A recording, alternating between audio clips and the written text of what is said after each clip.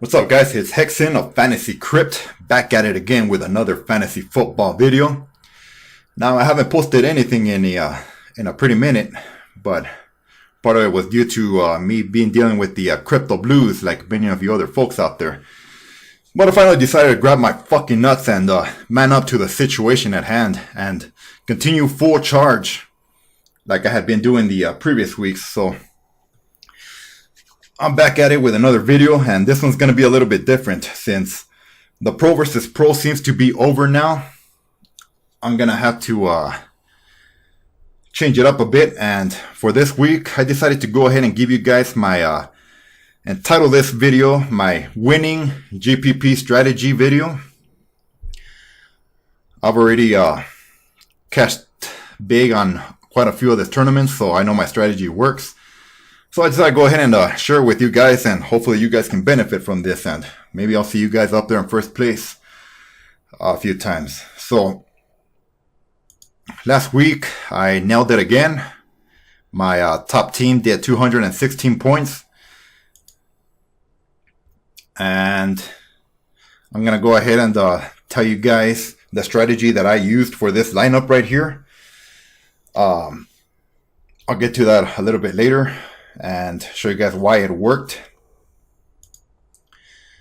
So as you can see, I also hit a 4th and 6th place and quite a few other spots down here, but let's get started with some lineups for this week. I'm gonna give you guys a few different strategies so you guys can have a variety. I do use a variety of strategies. I feel like it's a must. If you just stick to one strategy, you're pretty much bringing down the odds of you winning. So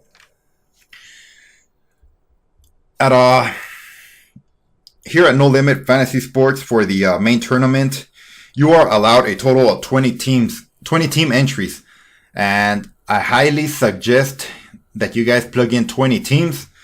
I know a lot of you might not have the capital for it, but if you can, I strongly suggest you do, because that's what's going to give you the highest chance of winning the first place or a top position. If you can't, well, just plug in whatever you can and use some of the strategies that I'm going to give you and see if it works out for you. But for me personally, I always do 20 lineups, and I change up. I use about 6 different strategies when I'm building my lineups with those 20 teams, and that's what works for me. So right off the bat, the very first strategy that I use is one that probably all of you are very familiar with already. That's game stacking.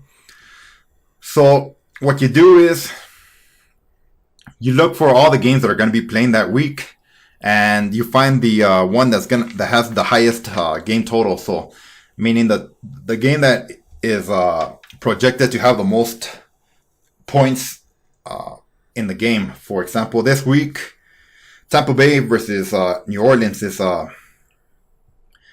the game that's expected to have the most points put up. So obviously it would make sense to come and game stack the hell out of this game, because that's where most of the touchdowns and yardage and everything is going to happen. So if you just stack the hell out of this game, you might have a good potential of winning. Another way you could game stack is, for example, Pittsburgh versus Oakland. It's pretty obvious to a lot of people that Pittsburgh is going to blow out Oakland here. So a lot of people think it's going to go a 40-something game to 0 or 3, that it might be a blowout game. So obviously it would make sense to stack the hell out of your team with Pittsburgh players.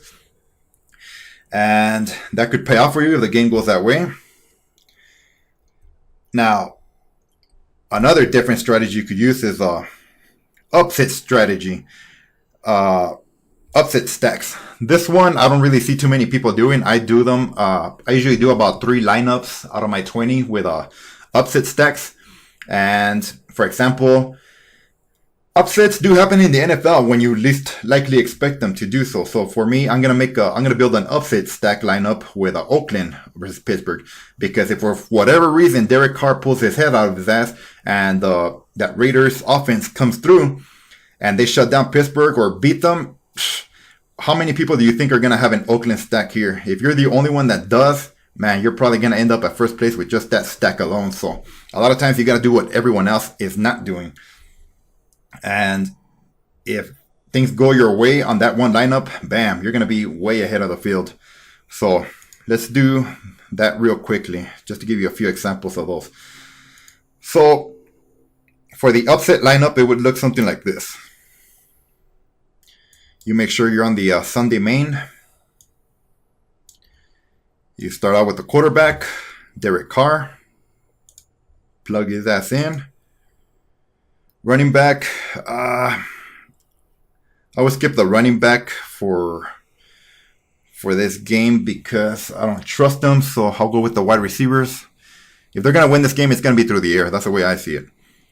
And the good thing about upset stacks is that all the players are cheap as hell, so it's going to allow you to pay up in the your remaining positions. So that's another beauty about it.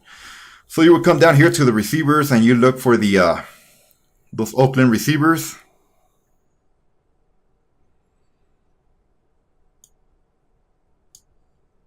You would put Marcel Aitman. He'll probably go off.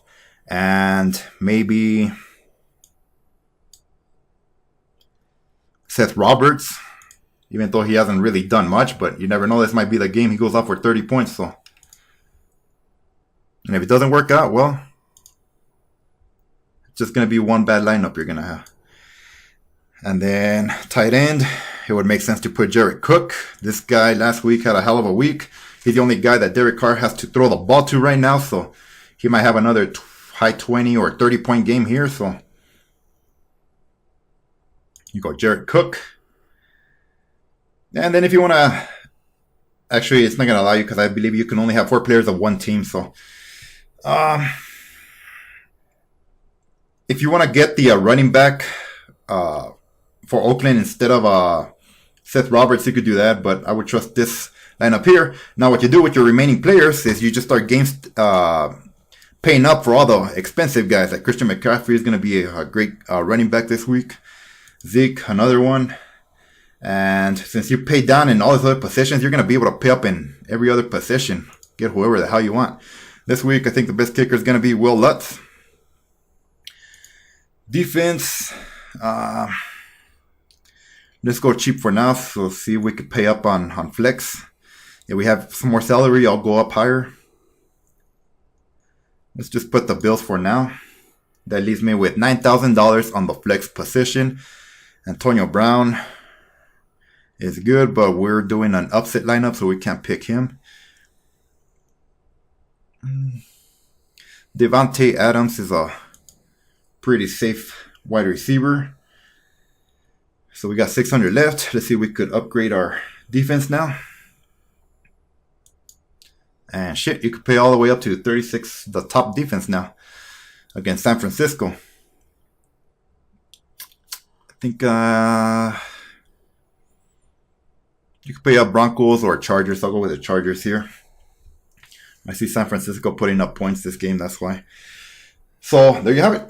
You could plug this play in, this lineup here, and if the Oakland does win that game and goes the other way, blowout for Oakland, then bam, you're going to be up there.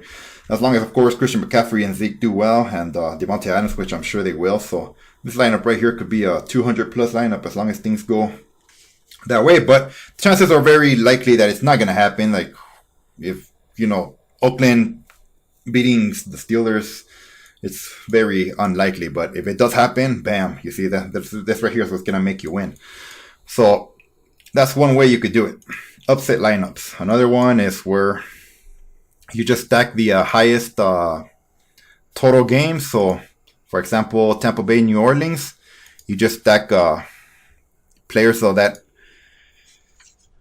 game. You can go with either Drew Brees or Jameis Winston. Drew Brees obviously being the safer quarterback, but Jameis has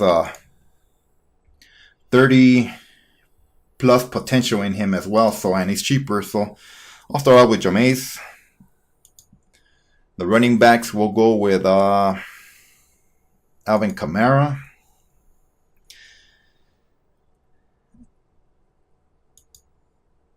Wide receivers, Michael Thomas. He hasn't been doing too well as of lately, but this could be a great bounce back spot for him. And say Mike Evans from Tampa Bay. Tight end. The Saints don't use their tight end worth a crap, so obvious pick here would be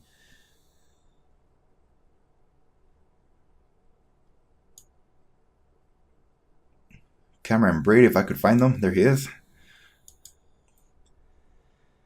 Let's see. Kicker, we'll go Will Lutz. Defense.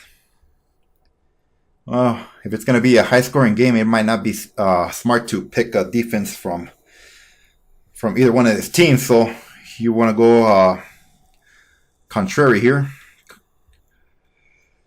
Maybe put in the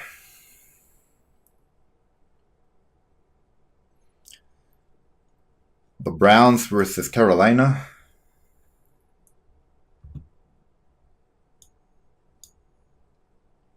And then now you have 2 positions to pay up for. You got 11,000 in salary, so now you can pick 2 other guys outside of that game. You pretty much already have a decent amount of players from that team. So now with the remaining 2 positions, you can either still pick someone else from that team. If you want to go cheap wide receiver, you could get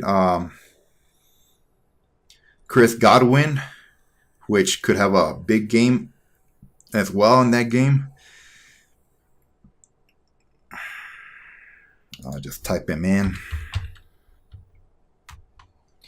Well, maybe if I move over to wide receiver, there he is. He's 4,900. How much is Humphries? They're both 49. So you could end up picking either Adam Humphries or Chris Godwin if you want, and then pick another running back for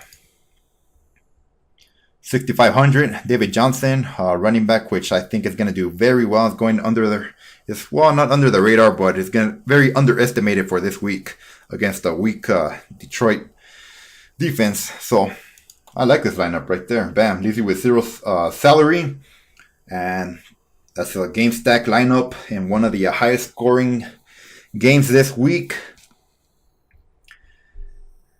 And yeah, you could plug that in and put it in and see how you do. So that's how you game stack the highest scoring game as well.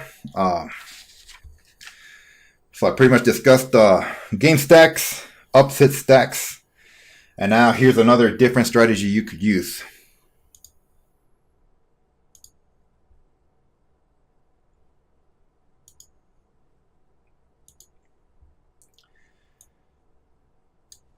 This is where you pay up for running backs. So you start out with the most expensive running backs, obviously. So Christian McCaffrey makes sense this week. Saquon a bit risky, just because last time they played Washington, he only put up 20 points. Washington usually is real good against the run, but that Redskins offense is horrible right now. So I don't know, things could change, but I'd rather trust Zeke and Aaron Jones. I think those are the top 3 expensive running backs this week. So you pay up at the running back, and then you can either pay up at quarterback or pay down. In this instance, I'm going to pay down. I'm going to go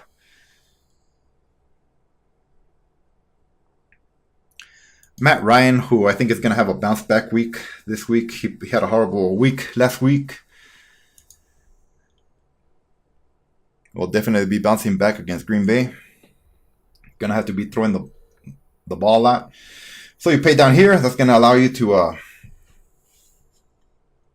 pay up at tight end, which I think is something you just got to do every week from now on, because paying down here at tight end is like throwing darts and hoping you land something, because all these guys down here can give you a 0 or a 4 or a 5 or something. So this 5 guys up here makes sense. For me, I'm going to be paying up. If I can afford Zach Ertz, who I think is going to be the best tight end this week, I will. Let's give it a try. See if I can make it work. Then kicker, Will Lutz. Defense, I'll go cheap. Let's see the Browns. Cam Newton is throwing a lot of interceptions lately because of his shoulders, so that's why I'm going with the Browns. So I leave it with 8,200 on wide receiver. Now, I love using this strategy because when you only have $8,000, that means you're going to have to go stupid cheap on wide receiver for both wide receivers. And I love doing that because when you nail those cheap wide receivers, like I did last week, that's what wins you the tournaments. So what I like to do when I have to pay down for two cheap-ass wide receivers is I like to come down to the 3K range. And I like to stick to this range from 3,000 to about 4,200 if my salary allows. In this whole range, every week you will always find somebody that will go off for 30 points. In your GPPs, you're looking to plug in players that you know are going to give you 30 points every week. So whenever you're plugging in players, like Matt Ryan, for example, if you plug him in, you got to ask yourself, is Matt Ryan capable of putting up 30 points? You know he is, so he has 30-point potential. That's safe. Christian McCaffrey sure as hell has 30-point potential in him. Zeke sure as hell does. Zach Ertz sure as hell does. Aaron Jones sure as hell does. Will Lutz, well, obviously, kicker and defense is not going to give you 30 points, especially not kicker. But if you could get anywhere more than 10, 15 points from your kicker, you did good that week. Defense can give you 30 points. They're rare. You got to get a lot of pick sixes and whatnot. But if you get 20 points from your defense that week, you freaking nailed it. But anything over 10 points is good too. So up here in all this, guys, you want 30 points from all of them. The tight end, kicker, and defense, it's going to be tough to get 30 points from them unless you pay up at tight end, obviously. But for kicker and defense, anything above 10 points and you'll be all right. As long as everyone else gives you 30 points, you'll end up with 200 plus for that team. All right, so now the way I pick the two cheap wide receivers is I look at all the players in that range. And I see, out of all these guys, who has 30-point potential in him? So you can start looking at their stats and see if they've made 30 points, like Maurice Harris has a 25-point game. So obviously he has a high ceiling potential. The Redskins have been playing horrible as of recently, so I wouldn't pick any players from them with the new quarterback they got. It just comes down to asking yourself from all these guys, who has 30-point potential? Like last week, for example, Dante Pettis was cheap as hell. Nobody was on him. I was huge on him because I saw the potential in him. I can't believe nobody else saw the potential. The reason why I got him was because I was looking for a guy in that range from 3,000 to 4,200, and Dante Pettis was the one that stood out of all of them. Why? Because Marquise Goodwin was not playing. Pierre Garçon was not going to play. So I pretty much let Dante Pettis as wide receiver 1 and the only guy for Mullen to throw to besides George Kittle. Watching them play, I've seen that Mullen loves to throw to George Kittle. That's his number one target guy. So I figured, all right, if the defense shuts down George Kittle, he's going to have to force the ball to a wide receiver. Who is that wide receiver going to be? They're playing Seattle. They're going to be playing from behind. They're going to have to air it out a lot. So Dante Pettis is the one that has the most potential for getting 30 points. So I saw his log, and of course he has never scored 30 points before, but the last game he had 17 with a touchdown in it. So I figured, all right, well, Dante Pettis, if he gets a few touchdowns and a decent amount of targets, and because George Kittle gets shut down or whatever, Dante Pettis is going to be the guy, and it sure as hell went that way for me. So as you can see, it just made sense. All the wide receivers were banged up. Dante Pettis was going to be the guy, so I just fucking plugged them in almost most of my lineups, and it sure as hell paid off. Because as you can see, all the other lineups where I nailed it up here, he was a part of my lineup. Dante Pettis there. Dante Pettis here. Now Tyreek Hill screwed me over here, obviously, but that's what it comes down to. So again, you gotta ask yourself, from all these guys in this range, who has the most potential? For me this week, I feel like the guys that have that 30-point potential in this range, here's the gold nuggets for you guys. So write this down. If you've been watching this video this long so far, here's the gold nuggets for this week. The guys in this range who I think have the 30-point potential this week for your ultimate wide receiver cheap guys or punts, whatever you want to call them, is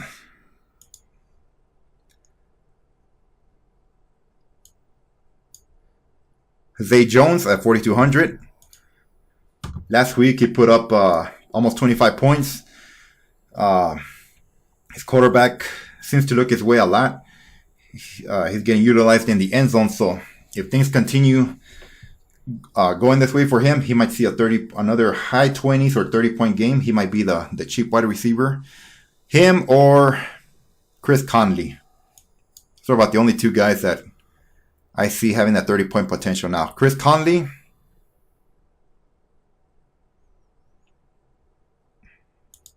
The reason why I see him being that is because he's already put up 26 points before, so 30 points is definitely a possibility in his book. Now,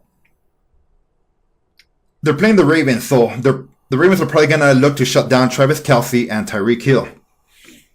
So that's going to leave Chris Conley open the most, and if they throw his way for the majority of the game and he ends up being the highest targeted wide receiver for this game, then Chris Conley could be that guy who ends up with a 30-point game here and the touchdowns and everything. So the Ravens could be looking to shut down Travis Kelce and Tyreek Hill, leaving Chris Conley more open, and Patrick Mahomes might capitalize on that, and that's why I see him going off as the 30-point guy. So outside of that, there's a few other guys that kind of interest me, but not so much. Another one would probably be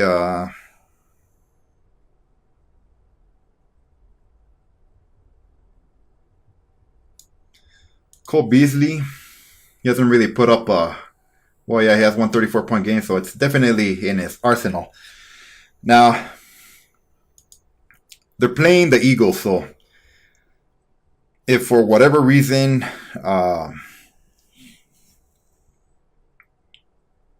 Zeke gets shut down and they start airing out the ball more, and then Cole Beasley just decides to be the number one guy that day, he could end up having another 30-point game here.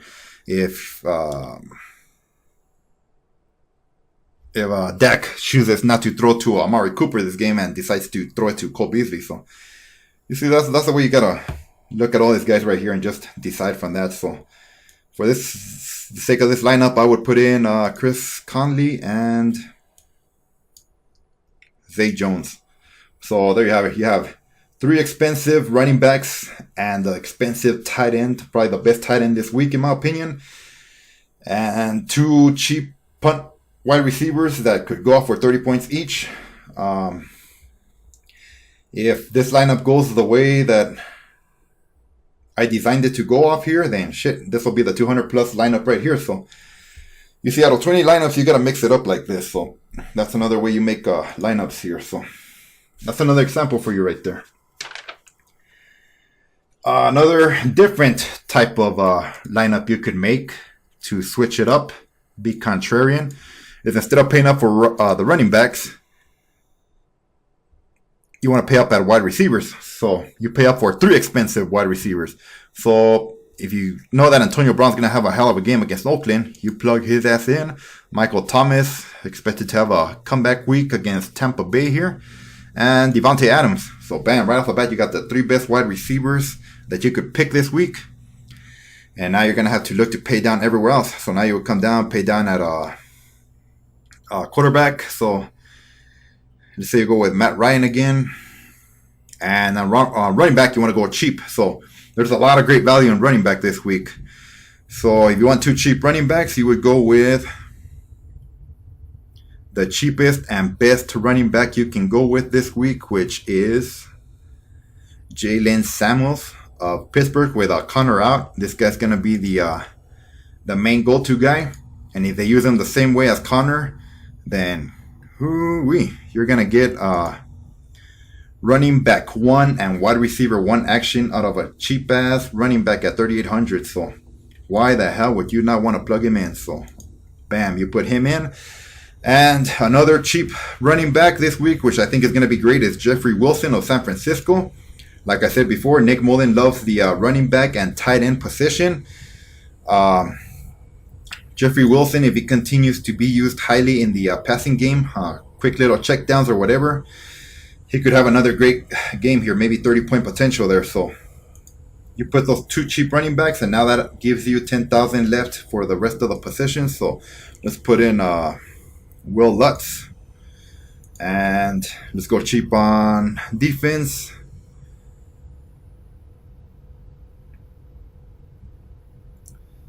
Let's go Browns again. If we can move it up, we will. And then tight end, you got 6,200. You could get George Kittle, which I think is going to be another great tight end this week. That leaves you with 700. So let's see if we can step up our defense here.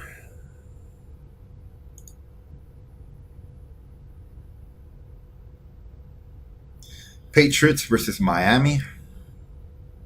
Last time they played them, they got 10 points. You could do that if you want. So boom, there's that lineup. Leaves you with 100 left in salary. That's pretty good right there. So that's another strategy you can use where you pay up for wide receivers and pay down at running back. That could pay off for you good.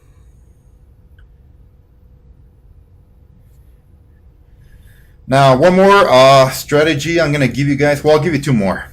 I don't want to make this video too long. God damn it, what am I doing?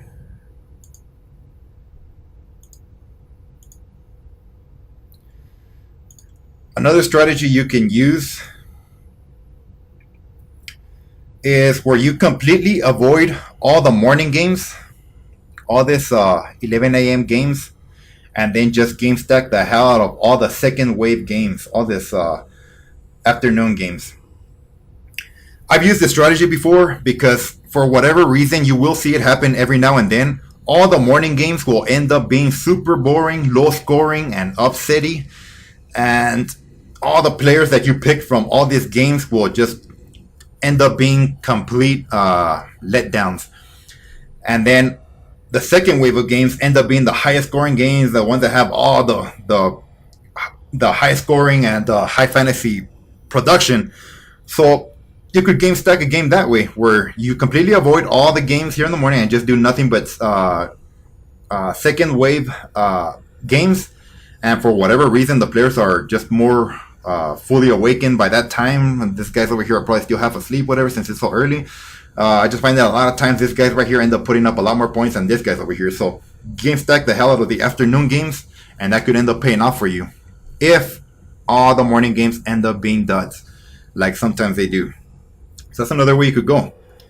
The last strategy I'm going to share with you guys is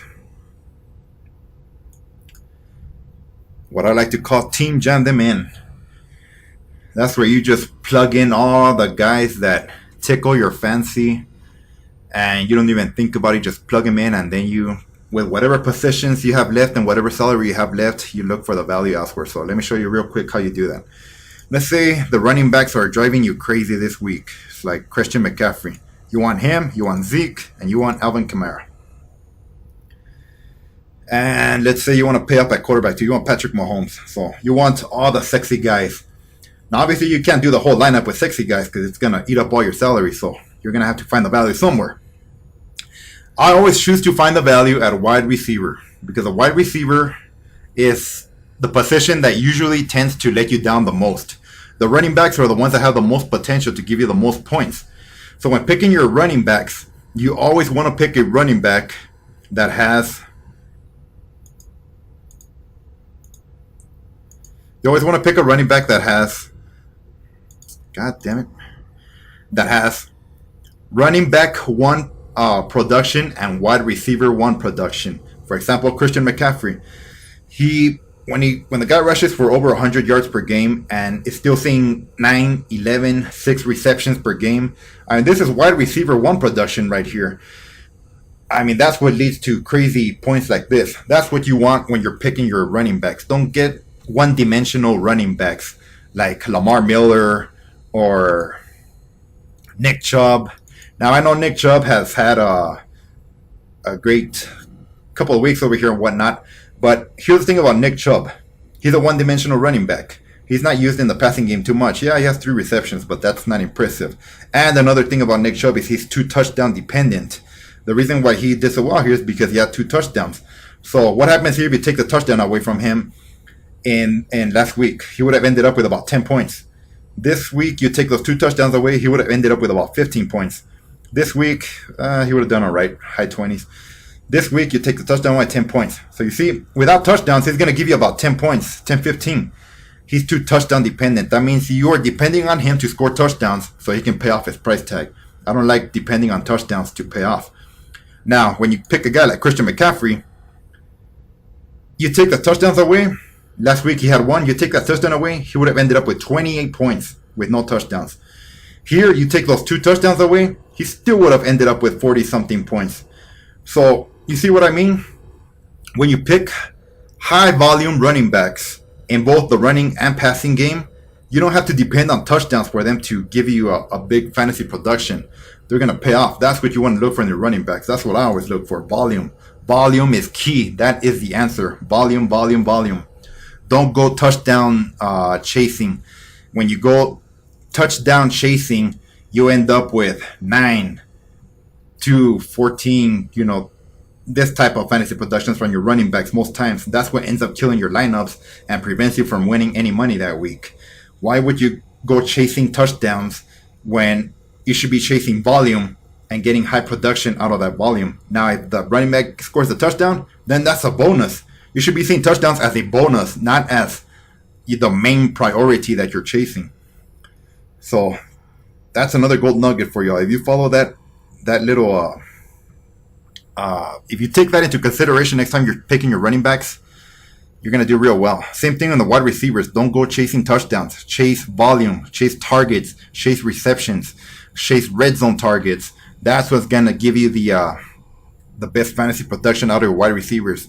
Don't go chasing those wide receivers that, will only have like 2 targets in a game, but 2 touchdowns. So, they scored 2 touchdowns, but what if he had not scored those 2 touchdowns? He would have only gotten 2 receptions for that game. So you would have ended up with like 2 or 3 points. So don't go touchdown chasing, chase volume. All right. So we had Christian McCaffrey, Zeke, and Aaron Jones. No. Christian McCaffrey, Zeke, and Alvin Kamara. All right, so we're doing strategy, team gem, and min. So you got all the top guys, top quarterback, top running backs. So now you're going to have to find value elsewhere. Let's plug in a cheap defense.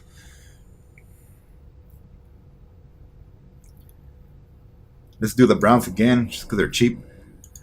Kicker, let's go Will Lutz once again. And now you have 12,000, so we're going to have to go cheap on tight end. A cheap tight end that makes sense this week is Cameron Brate, so that leaves us with 8,000. That's a sweet spot for 2 wide receivers. All right, so once again, you use the same strategy I just spoke to you guys about with the cheap-ass wide receivers. You go down to that 3,000 to 4,000 range, and you try and pick the 2 guys that you think are going to do the best in that zone. So I had said Zay Jones. Now we got 4,600. We should have had a little bit more salary. So Cortland Sutton is another guy I think is going to do real good. He's kind of cheap. So there you have it. Boom. Leaves you with 100 salary and a lot of top guys. 3 badass running backs. The best quarterback there is. Mid-range tight end and 2 cheap-ass wide receivers that have 30-point potential in them. And if this lineup goes that way, then you're going to win. So I think this video is long enough. Those were quite a few different team building strategies you can use for your next lineup. When you enter this tournament. So if you are gonna do the 20 teams plugins like I recommend, you can break it down each strategy to maybe 4 teams. For example, if you do the game stacks, you could do 4 to 5 teams where you game stack. You could game stack different games, games if you want. And then after that, you take another 5 lineups and you do upset lineups. Maybe if you think that another team out here has upset potential, like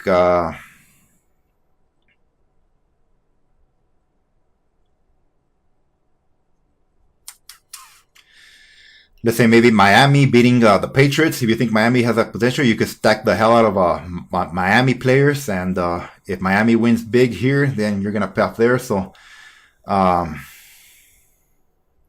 if you think Cincinnati is going to beat the Chargers, you pick like 5 teams that have upset potential and you stack that game. And if that game does go upset wise, you're going to end up real good. And if you don't, well, those are going to be your worst lineups. But at least you're giving yourself the chance to be contrarian and have a chance to get way above the rest of the field if that upset does happen. So you have 10 lineups in already. Now let's say you take another 4 lineups and you do the pay up at running back strategy. So now you build 4 lineups where you pay up at running back and quarterback and then go cheap on everything else.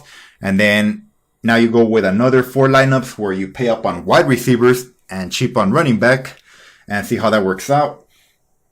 And then with whatever lineups you have left, you could do the Team Jam 'em in where you just put in all the expensive guys that tickle your fancy the most and try and find the best value in wide receiver and hope those punts go your way and see if you win. Those are pretty much the strategies I use week after week, and I always end up nailing it with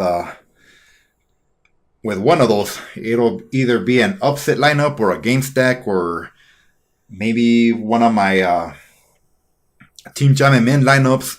One of them will end up doing real good, and that's usually the one that ends up going off for me. So like last week, for example, the one that I won with, this was Team Jam 'em in lineup. I paid up for Patrick Mahomes, Todd Gurley, Christian McCaffrey, George Kittle, and the rest of the positions I had to find value in. Another reason why I was big on Tyreek Cohen last week is because if you guys watched that Thanksgiving game,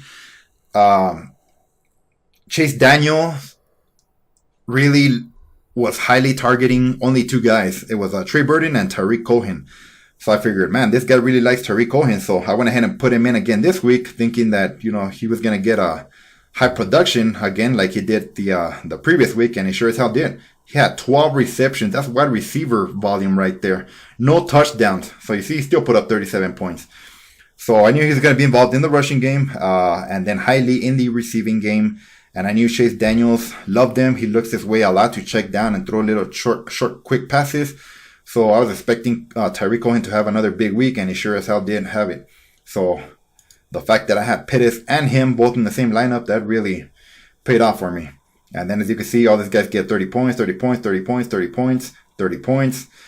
Chris Conley was the one that did me bad, but thanks to all this 30s, it didn't really affect me. And I got 10 plus on my kicker, and you're looking to get 10 plus on your defense. I didn't quite get there, but 8 didn't kill me either. So that's how I ended up with 216. So hope you guys learned something with this video. This is the way I strategize my lineups and how I build them.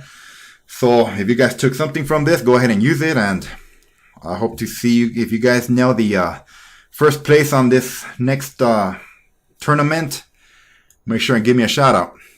So let's see how this week football does, and I'll see you guys later. Take it easy. Okay, let's do this fucking shit.